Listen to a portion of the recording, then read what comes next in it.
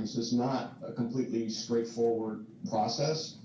You can't just look at a line by itself and estimate the line or the wait time from looking at a line.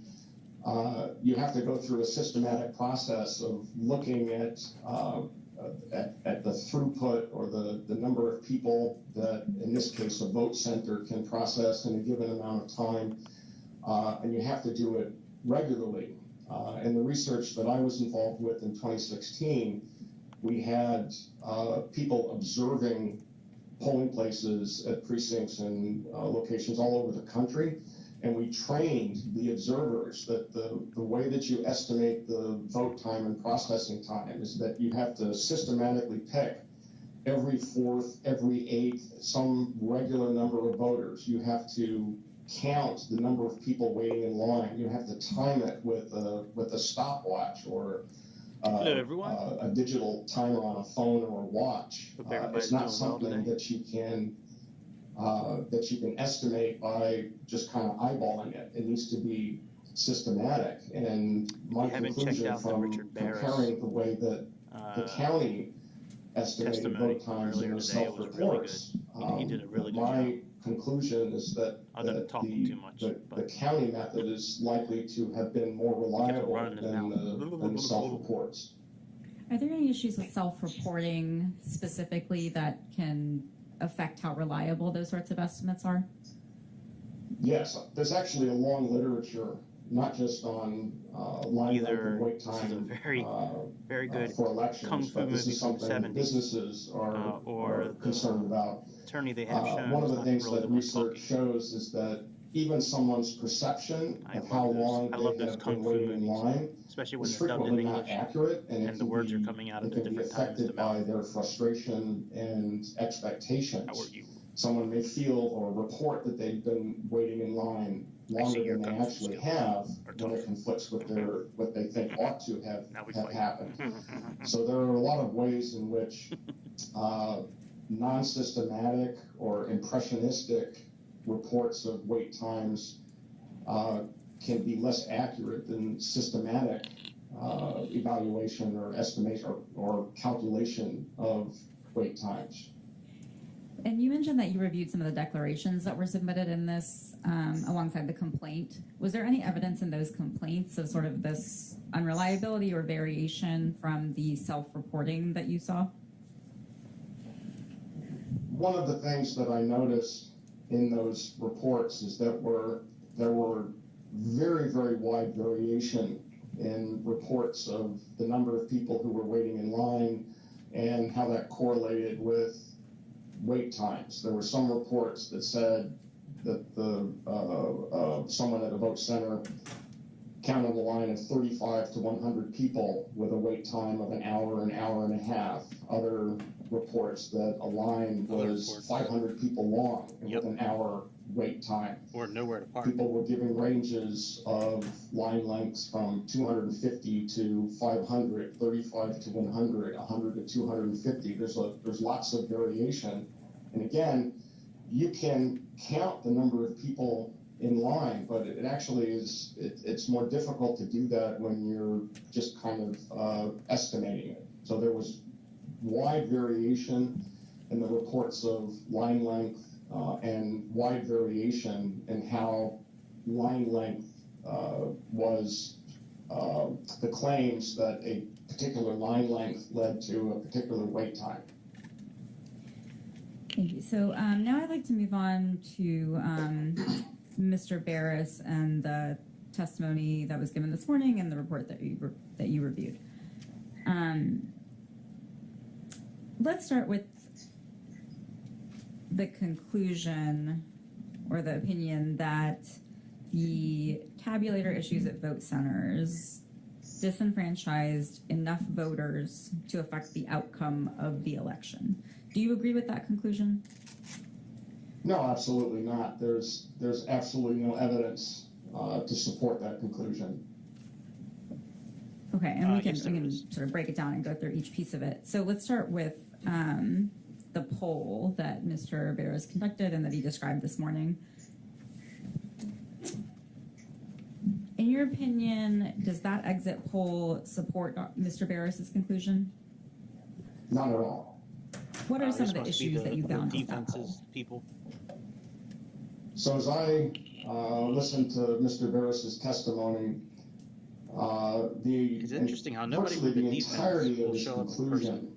rests on the inference Pretty much everyone from the because plaintiff people side shows up in person. in his exit poll, because people who said they were going to vote didn't respond to his poll, that he is making the assumption that every one of those people who didn't respond to his poll tried to vote or didn't vote because they were disenfranchised, that he's essentially taking that non-response rate and he's assuming that every person in his poll who didn't actually respond to his poll didn't vote because of tabulator problems. And there are about 5 logical leaps that you have to go through to get from that premise to the conclusion. Really prove it. And there's just no evidence to support that contention. It's just a series of assumptions There's and witness speculation. testimony, there's affidavits, there's Can you plenty give of some evidence. examples of other reasons that somebody might not have ended up responding to that poll?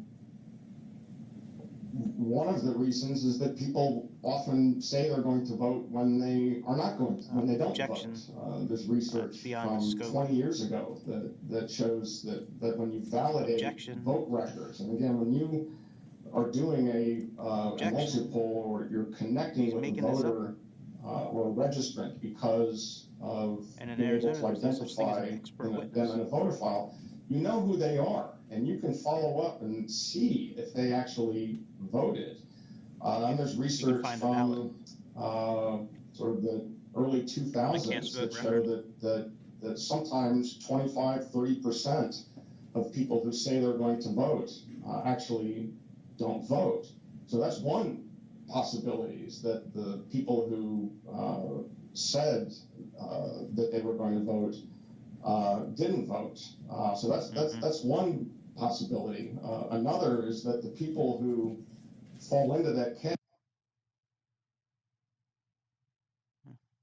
category say that they're going to vote and then don't vote. There are all kinds of reasons why the effects might be different for different types of voters. You might have someone who votes absentee be more likely to respond positively and vote as opposed to someone who is telling you what they might do 2 or 3 weeks in the future. There can be a proximity effect where someone who was just asked to participate in the poll and agreed to it, and they complete the poll in a couple of days or a week, they might be more likely to The day of the election.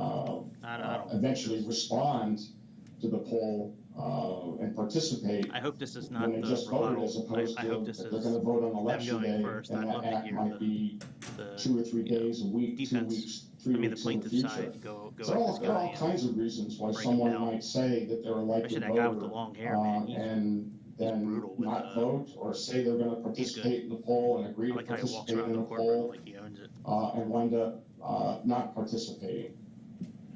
Based on your experience, if a poll had an unexpected non-response rate, what would that tell you about the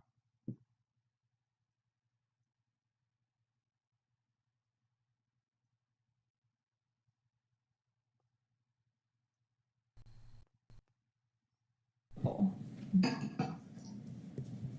Well, the first thing that I would think of if I had that kind of differential non-response rate I'm waiting is that I would for an worry that there email was from something wrong with the poll. There was hopefully future employer, something but, about the sample, something about the they haven't sent the selection email over criteria, yet. They were supposed to send it over first thing something this morning. about They were a couple hours behind me, but still.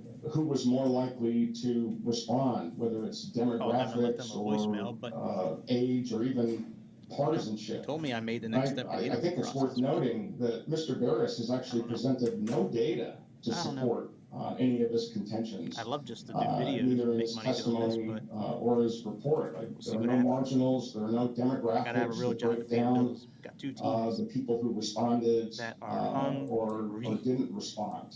And there are all Hungry kinds and of expensive. reasons why That's what teenagers are. Good that tax might deduction. happen. And again, having gone through this process myself, my initial reaction would be there's something going on with my sample. There's something going on with that screen that's not picking up. How about there's something going on with the the tabulators thing that I'm trying to measure. and the ballots being printed wrong? That's In evidence. your view, This is all just him just you making heard shit Mr. up. Barris' testimony, and he said that the people who ultimately responded to the poll, those are people who voted. Is that your understanding? Or at least self-reported voting, I should say. It's exit That's my poll. understanding. These are people who said that they voted. Thank you. What's your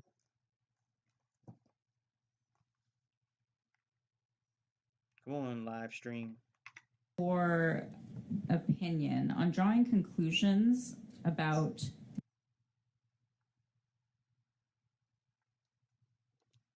non-voters based on polls of voters?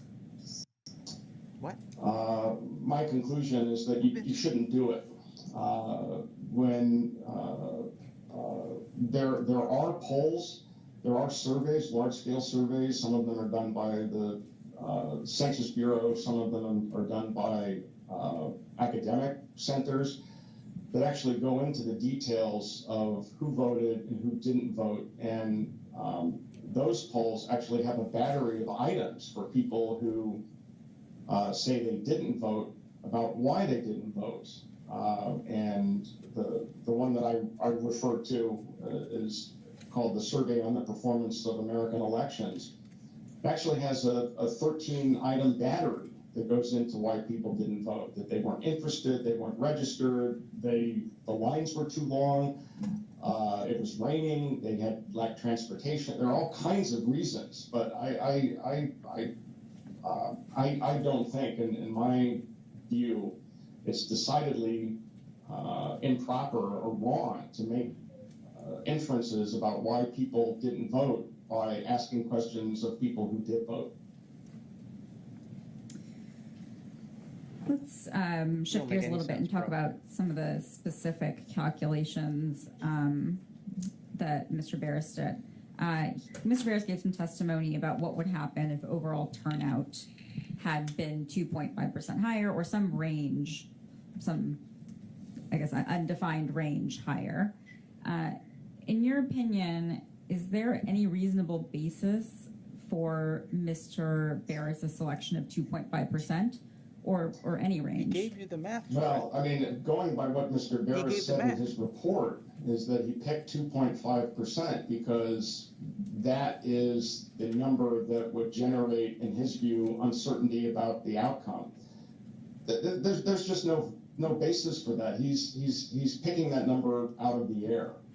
There just is zero basis for speculating that turnout might have been, and you know, he's presenting this as a what if, but it's not just a what if. He's presenting this as a possible scenario to shed doubt on the outcome, and there's just no basis for that number. And there's also a little bit of sleight of hand that he did in doing the calculation, because the 2.5%, he thinks, well, what if 2.5% of voters, turnout overall increased by 2.5%?